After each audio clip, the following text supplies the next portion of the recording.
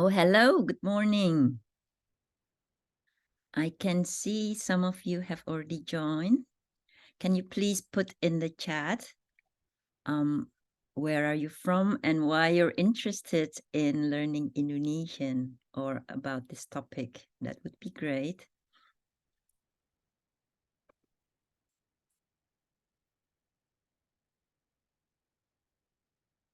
Morning, morning. Thank you for joining in this Sunday morning. I hope it's not too early for you. Please write in the chat where you're from. That would be great. And why you want to join this lesson or this session.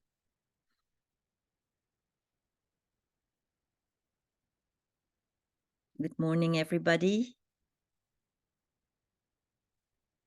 Oh, from Australia. Apa kabar? Good morning. Good morning, Abdullah. Lovely to have you. What time is it now in Australia?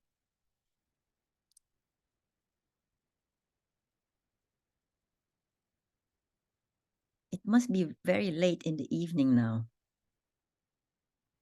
Where in Australia are you from? Whoa, 10:30. Thank you. I hope you're not working tomorrow.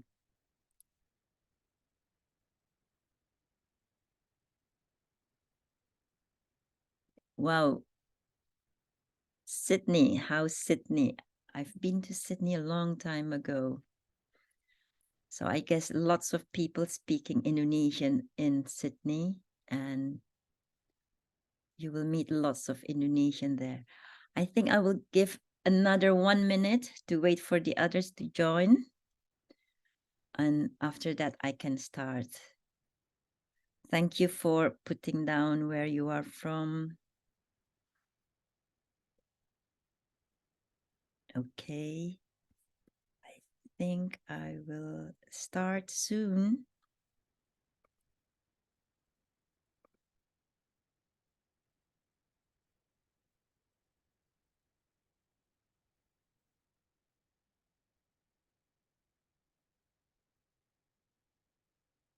Oh, you have to work tomorrow. Great. Hopefully it will not be too late for you.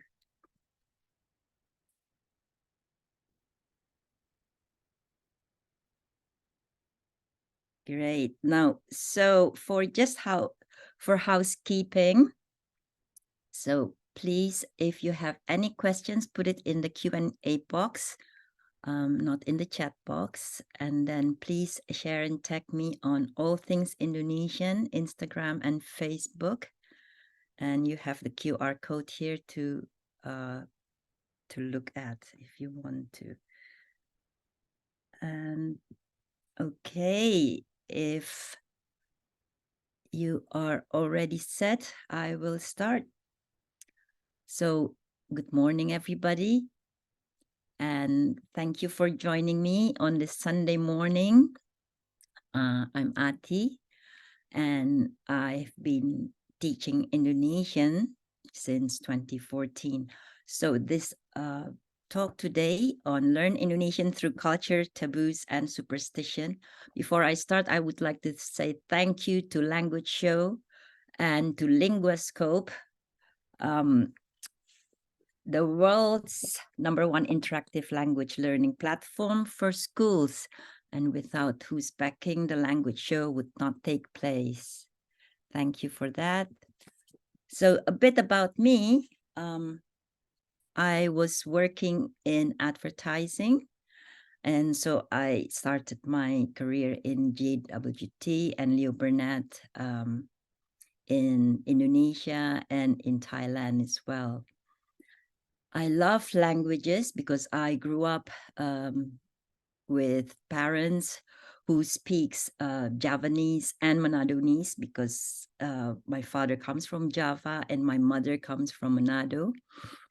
And they speak those languages where they came from, but also they speak Dutch to each other. So I grew up with 3 languages at home, and also I watched English TV series And then later on, I took French in Alliance Française. And so with Indonesian as the daily language, I grew up with 5 languages.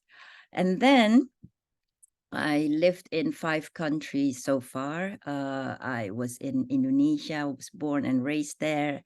And then I moved to Thailand to work in JWT Bangkok, which was a great experience. And then after that, I moved to the United States for my master degree, and then to Kenya. And now I'm in London. So I'm based in London now, and I've been teaching Indonesian since 2014. Most of my students are British diplomats. So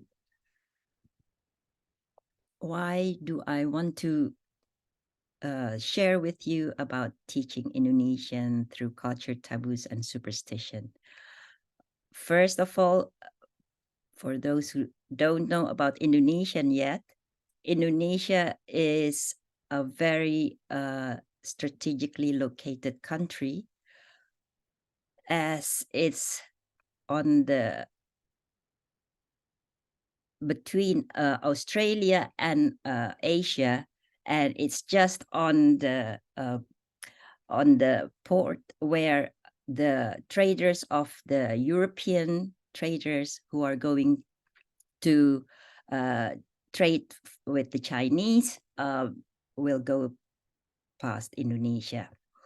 And also Indonesia is an archipelago. For those of you who knows how many islands are in Indonesia. So we have 17,500 islands. Indonesian is an archipelago of 17,000 islands. And we have 277.5 million people, so almost 300 million people. We speak over 800 languages, and that's languages. So my son asked me, are you sure it's language? It's not dialects. It's not dialects. It's languages. So we speak over 800 languages, and over 300 million people speak Indonesian worldwide. So that's a lot of Indonesian speaking. And we are smack bang on the equator. So we have 32 degrees centigrade all year long. Our weather doesn't change. And there are 1,340 ethnic groups. So these ethnic groups are the reason why we are so diverse. Indonesians are so diverse, and we speak so many languages. I was in this island, Alor, 2 months ago, and in small islands, basically, there are 30 languages spoken in those in that one island. So the diversity and the richness of the language is immense in Indonesia. So the first thing that people talk to you or ask you when we meet is apa kabar? And we got the word kabar from the Arabic word khabar, which means news. So apa kabar means what's the news? So that's how we ask people when we come across. The first thing we ask is apa kabar? But then again, because we are so diverse, so we are always curious, where are you from? Which part of the world or which part of Indonesia are you from? So the next question of apa kabar is usually dari mana? So this is the small talk that we usually normally talk to, is dari mana? And this is what really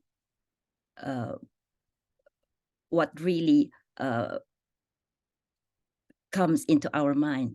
Where are you from? I would like to know.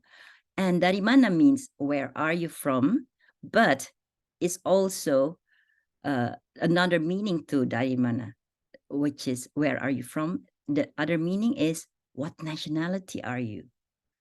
Or it can have other meaning, which is where did you grow up? Where do you live? Where did you just come from? And where do you work?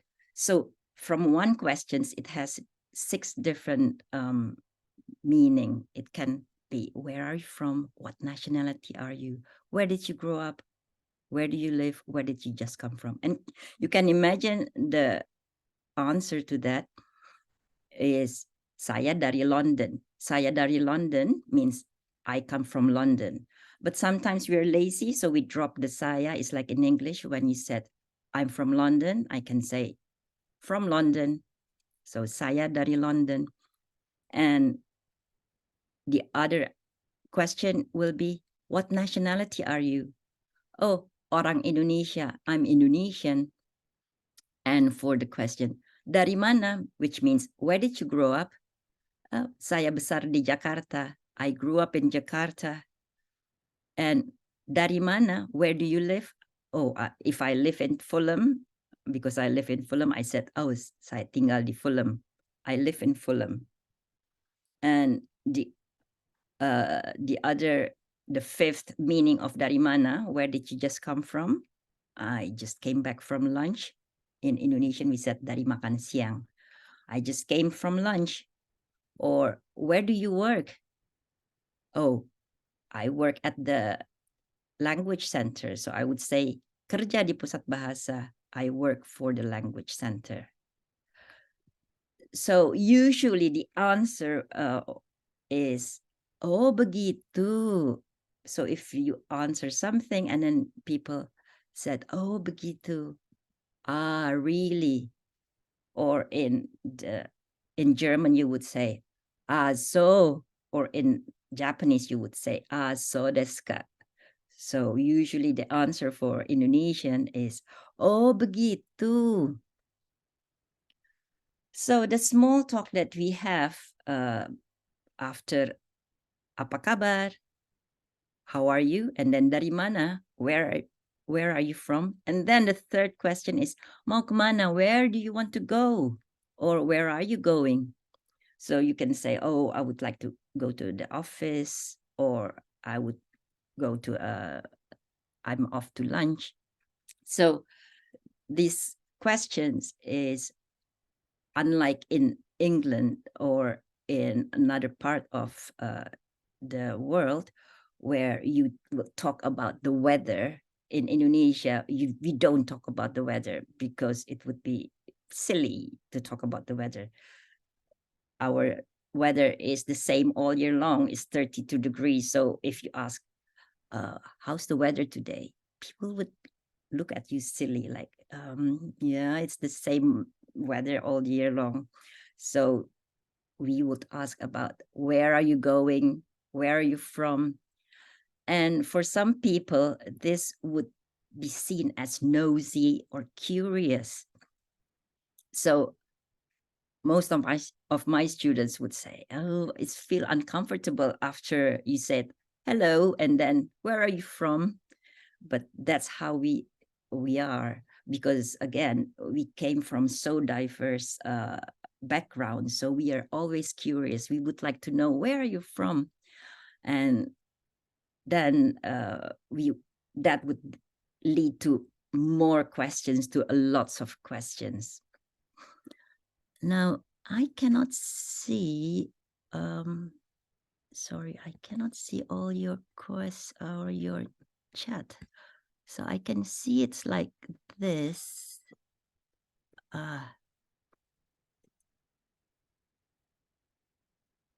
Okay, so now I can see your questions, but I cannot see it if I do my play. Anyway, from time to time, I can see it now. I'm very sorry. I'm trying to put the chat on the side. Okay. Great. So now I can see the chat. Yes. You're right. So some of I just look at the chat now. And yes, when we said, where are you going? If somebody said, I'm going to the office, we said, saya mau ke kantor. And kantor comes from the Dutch word kantor. So yes, we have lots of words that comes from the Arabic, from Spanish, from Dutch, from Chinese. There are so many words that comes from other countries. And so again, we are always asking, where are you going? Where do you come from? And then it depends on the situation and it depends on the context. So if you are in a meeting of like a business meeting, and then somebody asks you, dari mana, where are you from? And the answer could be, oh, I just came from the loo. Or you can say, oh, I come from Indonesia, or oh, I come from Microsoft, if you work in Microsoft. So it all depends. With one question, dari mana, you can answer with so many questions, so many answers. You can say, oh, I just came from the restaurants. Saya dari restoran. So one question can lead to a conversation. So just by saying dari mana, suddenly you would know, or you can open avenues to lots of questions, rather than, oh, we're talking about the weather, how's the weather, and then after that, what shall I ask? But in Indonesia, you just met a total strangers, and the first thing they ask you is, dari mana? Where are you from? And it's just curiosity, and also it's friendly. And then usually after that chat, people would ask, if before you leave, before you say goodbye, people would say, oh, can I have your Instagram account? So for those of you who don't have Instagram account, you better have Instagram account in Indonesia, or WhatsApp. Indonesian loves WhatsApp. We talk to each other, we communicate daily on WhatsApp, or what we call WA, or they would ask about your QR code. Can I have your QR code, please? And it's interesting because Indonesia is the 4th largest Instagram users. We're crazy about Instagram, and then also WhatsApp is the most used social media in Indonesia. Almost 90 million people used WhatsApp and Instagram. And one person can belong to more than 30 WhatsApp group, can be from their university, from their secondary school, from their primary school, from their clubs, from their friends, from their neighborhood. So early in the morning, all you do is chat and look up on your news on the WhatsApp group. And the other icebreaker, which is always a favorite in Indonesia, is if we talk about food or makanan. And makanan or food is one of the things that is very dear to our heart. And usually the first thing we ask is, di mana tempat makan paling enak? Where is the best place to eat? Even to a total stranger, you can just ask that. And then people would give you like a list of their black book about where, if you want to go to the best noodle place, the best burger place, the best somai place. So whatever type of food, they would ask, what type of food would you like to have? Is it Japanese food, Indonesian food, food from Padang? Then they would give you the list of where you can go. And of course, one of the best known food in Indonesia is nasi goreng, or fried rice. So if you usually in the morning, even people eat nasi goreng. That's our breakfast. So we breakfast nasi goreng. We can eat it for lunch, we can eat it also for dinner.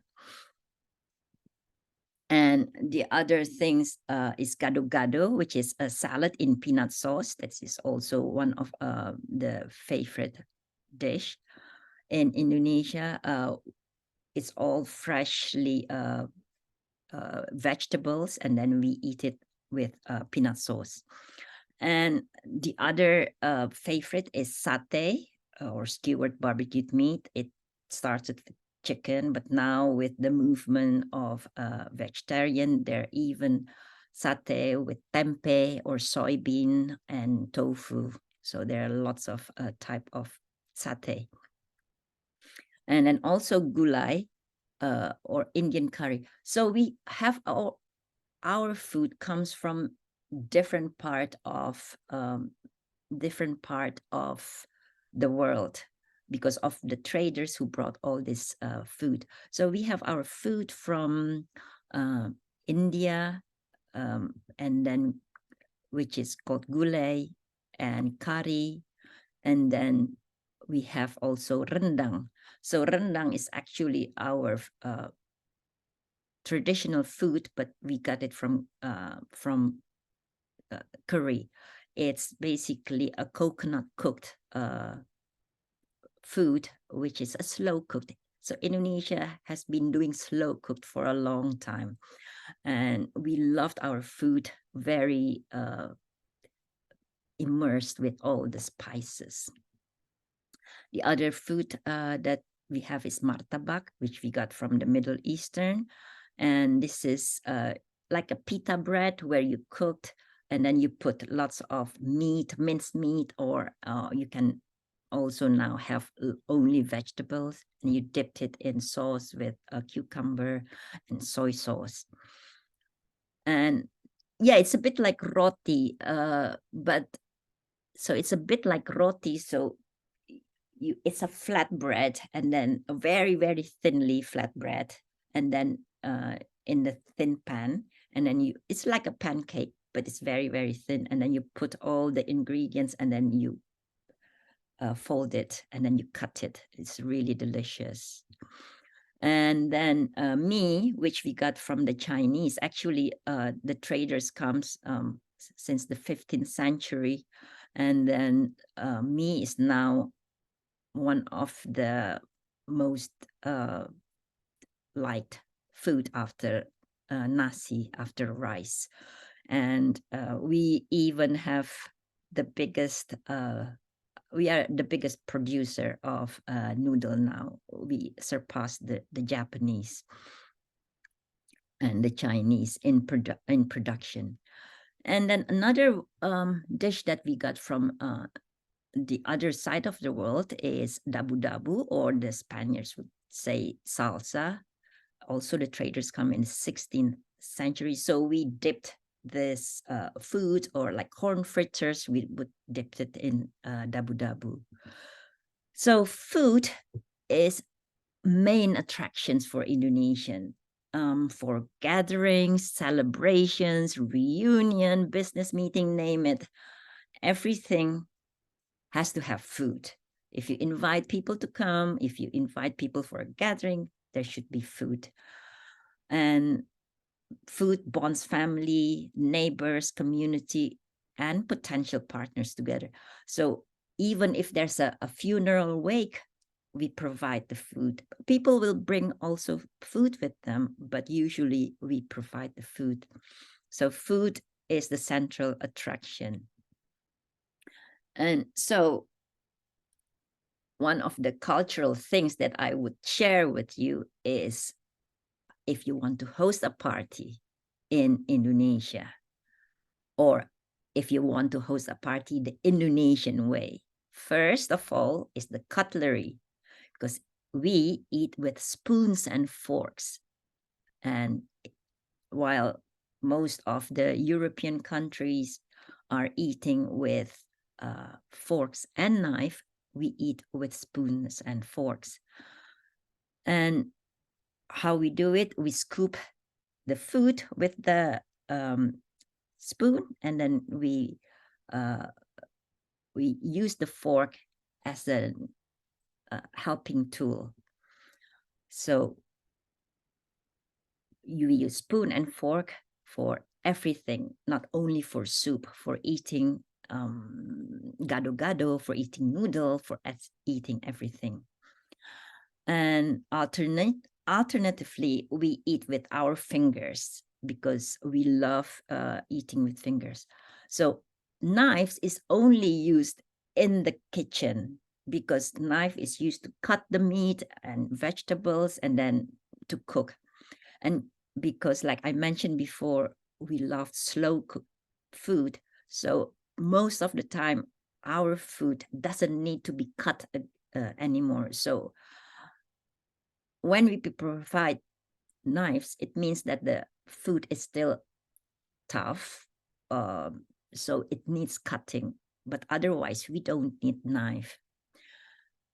Everything is prepared to be eaten straight with the fingers or with spoons and forks.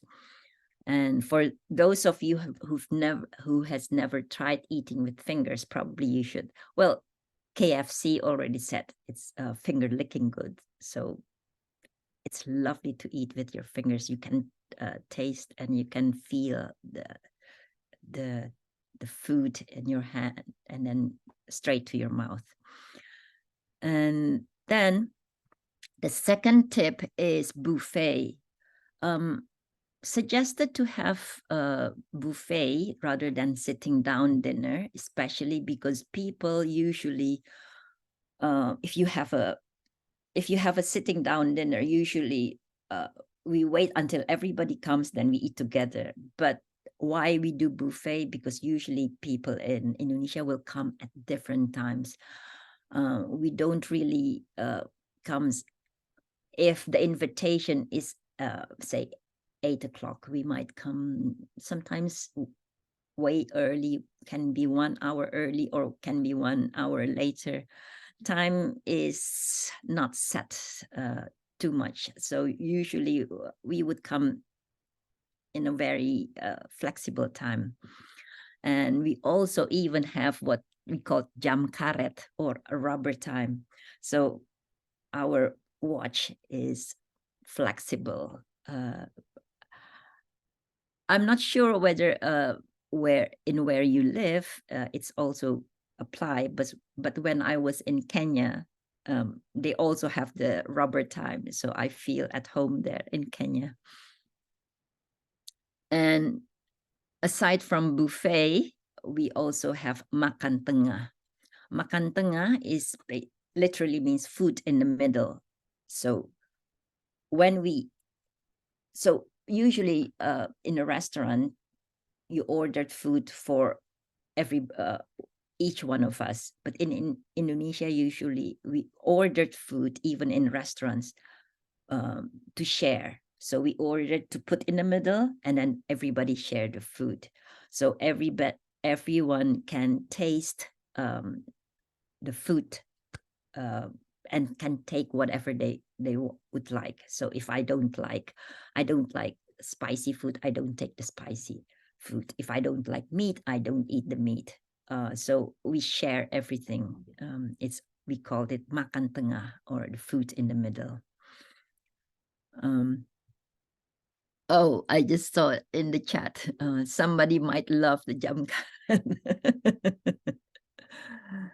Okay, the third thing is there should be plenty of food. One of the things that we don't want is that it's not enough food, because food is what we expect people to prepare. So when you host a party, first of all, you assume that there will be food. I remember the first time we moved to the UK, and my husband was invited to this drinks. And then when he came home, he asked whether there's still dinner. And then I said, well, I thought you had drinks and or for these farewell parties. And he said, yeah, but there's no food there. He also thought that there will be food provided, but there's no food. Well, in Indonesia, usually for everything, for every occasion, there's always food, and then the host would provide food. And the second one is you should have enough food, meaning if you invite people, make sure that they go home with full stomach. Otherwise, you would lose face. Lose face means people would go home and then still hungry, and then they would talk. They will tell friends, never comes to the invitation of this person because they don't provide you food, or we went to this wedding and then there's not enough food, and you would be seen as stingy. And that means people would talk about you forever. And even 10 years after that, people would talk about, oh, do you remember that wedding? Do you remember that family where when we came home, we are all still hungry? We don't want to have that. And Indonesian don't like to lose face. So make sure there's lots of food always. And no RSVP. Indonesian, like I said, can come late or early, but also we don't really RSVP. So if you said, please RSVP for our wedding, nobody will RSVP. We would just come, or we don't come. And when people come, sometimes we would bring a +1, like my husband, or I would bring my children. And usually Indonesian doesn't really ask whether we should bring families or not, because when we come in Indonesia, the more the merrier. So when you come to a party, the more the merrier. Rather than you have to ask, can I bring my cousin? Can I bring my my child? Can I bring my spouse? You don't need to, because it's you're always welcome. And so when I was in Kenya, I felt so at home, because I remember we were inviting people there, and somebody said, oh, can I come with my family? I said, yes, sure, you can. And then the person came with his grandson, with his cousin, with his brother, with his sister-in-law, and then with 8 other people. And I felt so at home, because that's how Indonesian do. We just come with our families, or sometimes we just come by ourselves, but mostly we would come with +1s or +2s. And there should always be plenty of rice, because Indonesian eats everything with rice. So rice is the main dish. The others are the accompany dish or the side dish. So you will have rice, and then you would have rendang, or you have noodle, or you would have an egg, but it's all the accompanied food is the side dish. So there should always be plenty of rice. And they're saying, belum makan nasi, belum makan.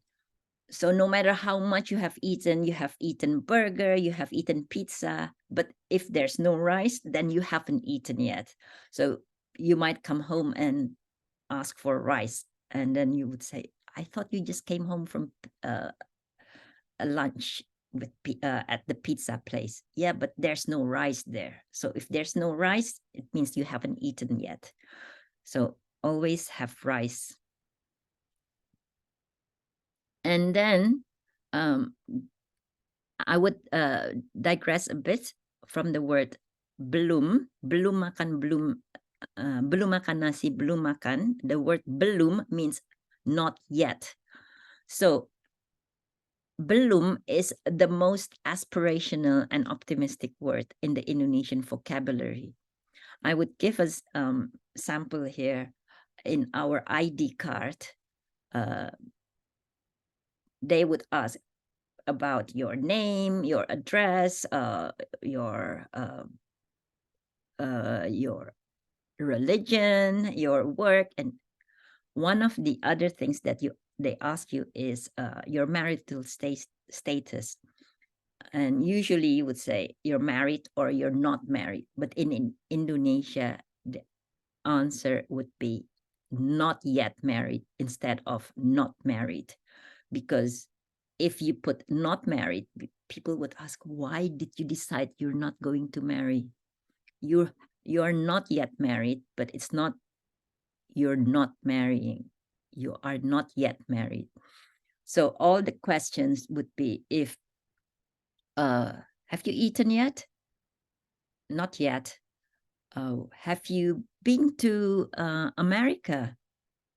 Not yet. Have you been to the moon? Not yet. Because we have not been going to the moon yet, but one day we might go there. So we don't say no. And no is a definite no. People would ask, why not? So not yet or belum is one of the most important word in Indonesian vocabularies. I would give you a sample of a belum. Oops, sorry. I'm trying to put, there's a glitch. Sudah makan pagi? Belum. Sudah makan siang? Belum. Sudah kawin? Belum. Sudah pernah ke Amerika? Iya, sudah. Sudah pernah ke Rusia? Belum. Sudah pernah ke bulan? Belum. So that's the sample of saying belum. And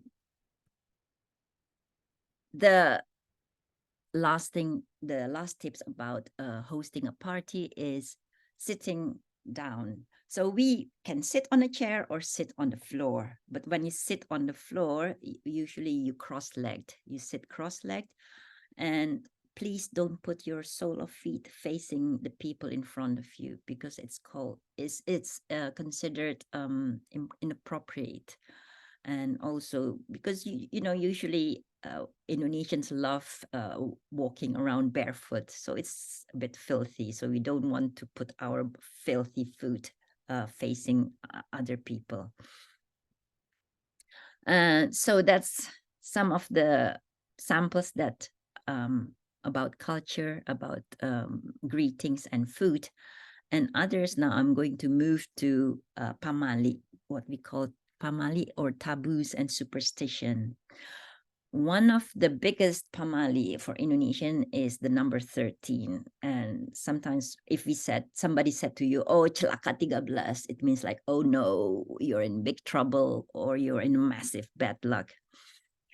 And usually we avoid the number 13 like the plague, and nobody wants to buy a property or live in a property or a flat or a house or a room number. If you go to a hotel, you don't want to book a room with the number 13. And so some property managers would deliberately skip rooms of number 13, so you will not see number 13 on properties, or if it's room 113 or 213, there will no such things. So instead of 13, we would change it to 12A, or straight from 12 to 14. And sometimes 4 is also considered as bad luck, because 1 plus 3 is 4. So anything with number 13. So for example, in this lift on the picture on the right, you can see this is a real lift apartment. I took picture. You can see my hands there. You can see that from the level 3, it goes straight to 5.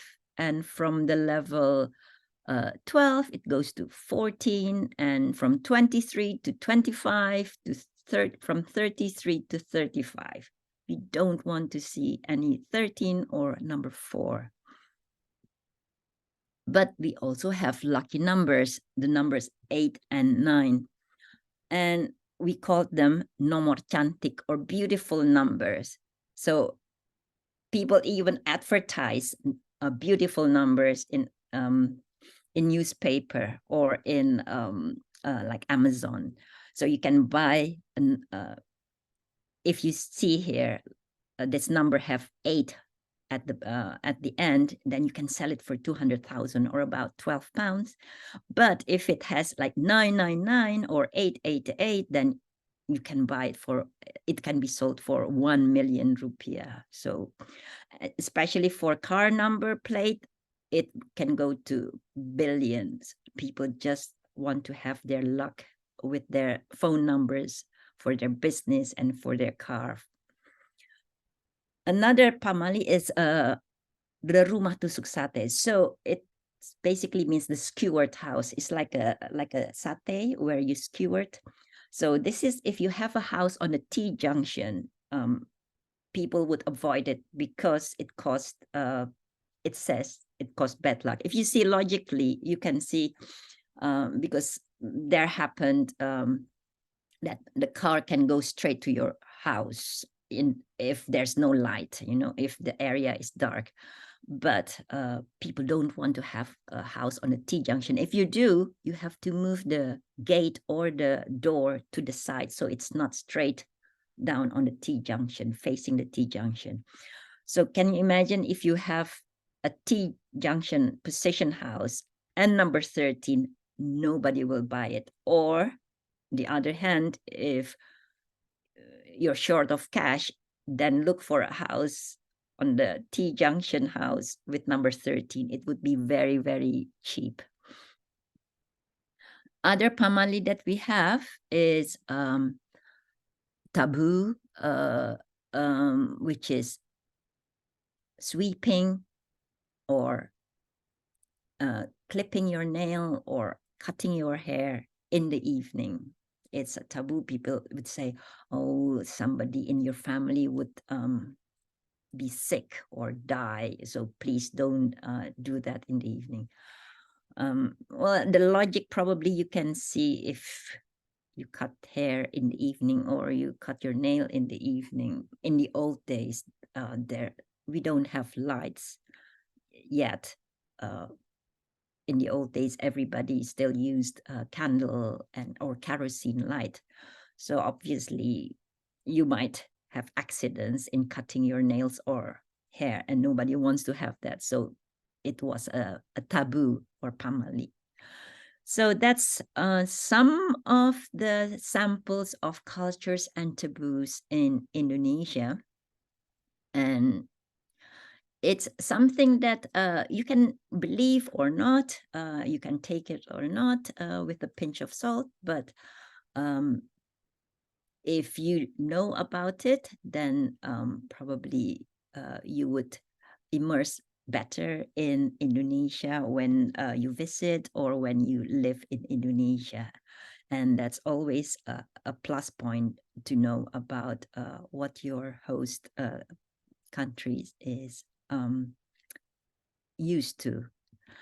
So again, thank you for listening. I'm sorry. I think I almost over with my time, but thank you for listening, and please share and tag me on All Things Indonesian on my Instagram and Facebook if you know. If you want to ask anything or if you want to comment, I also have a podcast on Indonesia and culture and its culture. So please follow me on my podcast, and I would love to hear from you and hope to see you again. And terima kasih. Sampai jumpa and enjoy your Sunday. Bye. Thank you so much. Thank you so much, Sarah. Where are you from, Sarah? Oh, the podcast. So the podcast, I just put it on Acast, and they said that Acast will distribute it to Spotify and Apple, but just I would give more information on my Instagram. So the podcast is called All Things Indonesian, and you will. It should be on in Spotify or Apple Podcast soon. But thank you for all your questions and for all your interest. Terima kasih. Selamat malam.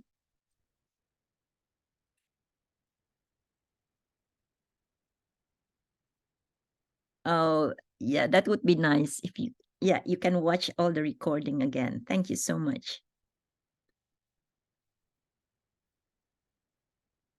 Thank you so much.